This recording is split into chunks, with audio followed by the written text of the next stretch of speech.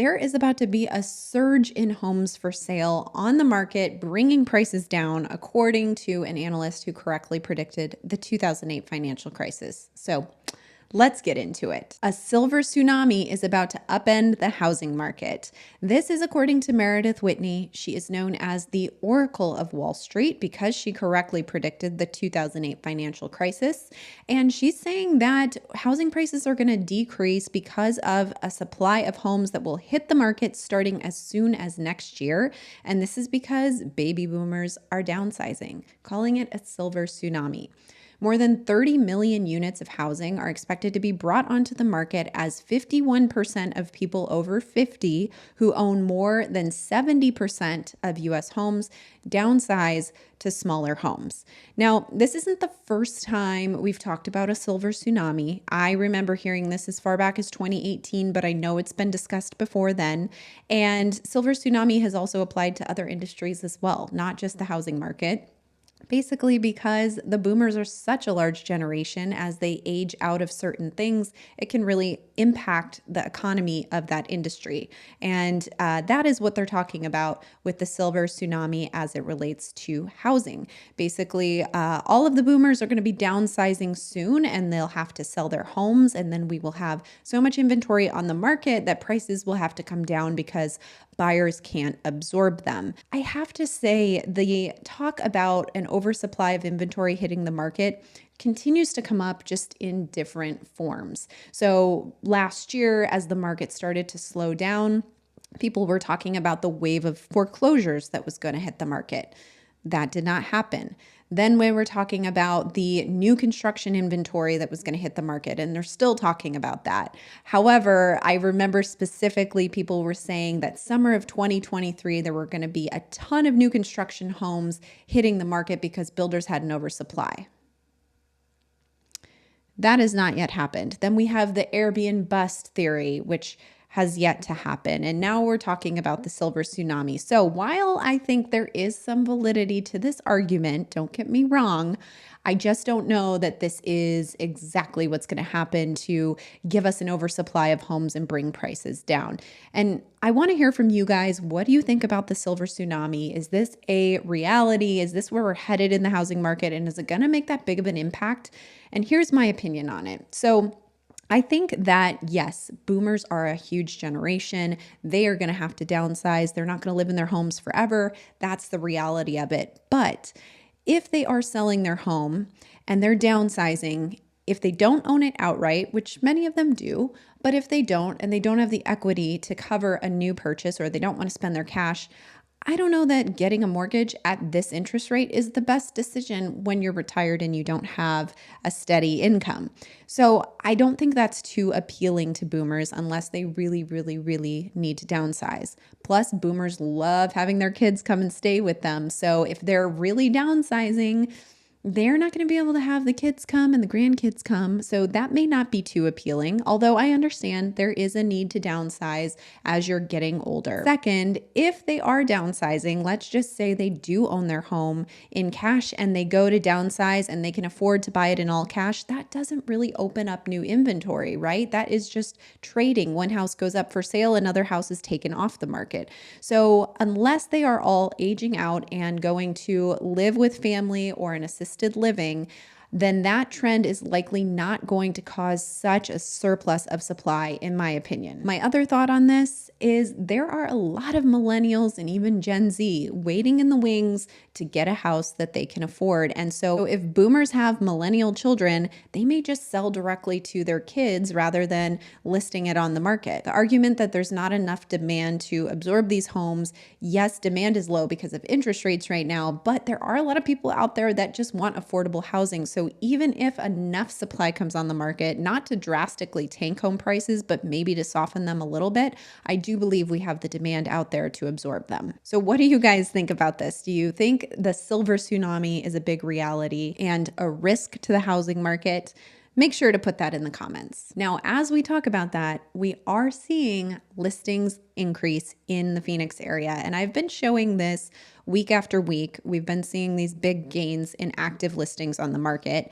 Over the last week, it's been a smaller increase, not quite as big of a space between these dots, but we have seen active listings continue to go up. Now, I do want to put it in perspective. We're still under where we were at last year when we had our surge of listings on the market. And if we go all the way back to 2014, 15, and 16, when we were closer to that balanced market range, we still don't have as many listings on the market as we did then.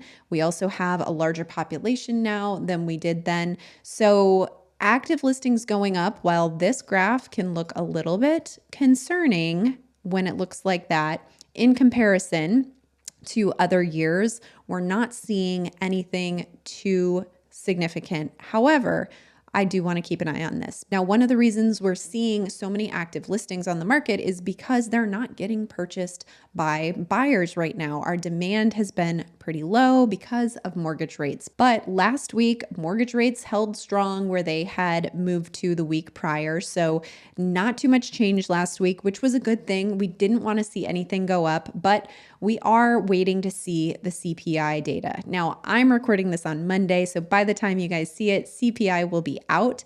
But the prediction for CPI is that it will rise at 0.07%. So as long as we're staying in line with what the expectation is, we likely won't see too much movement in mortgage rates. But again, I'm not a mortgage lender. Make sure you talk to your lender about those specifics and all the things that go into affecting rates. But for now, I think just keep your ears open for the CPI, and as long as there's no big surprises, we shouldn't see a huge movement in rates. Now, these lower rates actually might be impacting the market. We might be seeing the very beginning of these rates starting to impact the market as they've come down, because our listings under contract have very slowly started to tick up.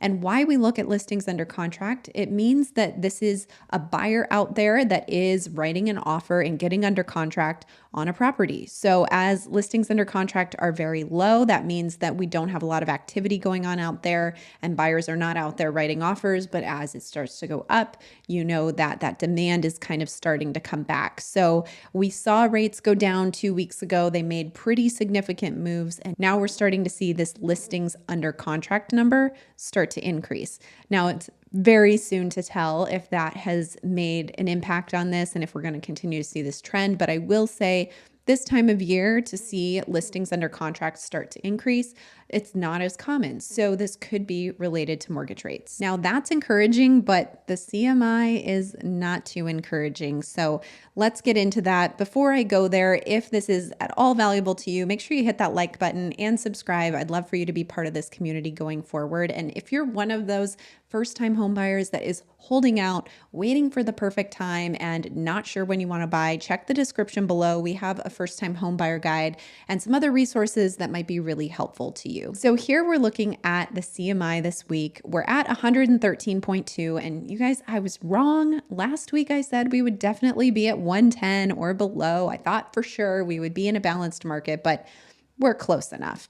So very close to balance. Anywhere between 90 to 110 is a balanced market, according to the Cromford Report. I'm a subscriber to the Cromford Report, and they have this Cromford Market Index that helps us understand supply and demand in the market. And 70 is where our demand is sitting. 100 is considered a normal range for demand. So we are 30% below normal on demand, and our supply is also below normal by about 39%. But still, supply is growing and demand is starting to come down. So we're getting closer and closer to balance. And I feel very confident this week saying that next week we will certainly be in a balanced market. And this is looking at all of Phoenix Metro. So every city behaves a little bit differently.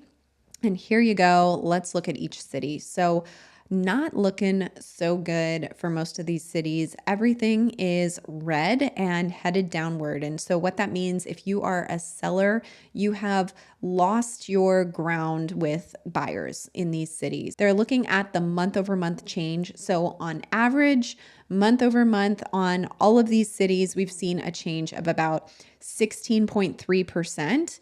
And last week, that number was 15.8%. So this is accelerating. We are seeing an accelerating move in the direction that is favorable for buyers and less favorable for sellers. Now, again, 90 to 110 is a balanced market. So anything below Surprise is sitting in a buyer's market. We have Surprise, Goodyear, Maricopa, and Queen Creek and Buckeye, all technically a buyer's market. So buyers, that's where you want to target if you are out looking for homes and want to negotiate. And then we've got a couple in a balanced market, Peoria and Cave Creek. And then from Tempe all the way up to Chandler, you've got everything in a seller's market. And I know that's hard to believe, but just looking at the numbers, obviously this is fluid. These here towards the bottom, 122, 123, 129, Avondale, Mesa, Scottsdale, Tempe, all of those are still technically in a seller's market, but pretty weak seller's market. The strongest seller's market is Chandler at 163, and even that is pretty mild. So for the most part, all of these cities are moving in the direction favorable to buyers. We're starting to see an increase in the number of active listings on the market. That trend has been continuing week over week. But at the same time, we are seeing listings under contract start to rise. So we'll have to track that and see if that is a trend going forward. If so, that means that demand is creeping back up despite the holiday timeframe. Now, don't forget to comment below and let me know your thoughts on the silver tsunami. And if you want to know more about the increasing inventory in the Phoenix area, make sure to check out this video right here. I'll be back later this week with some more market data.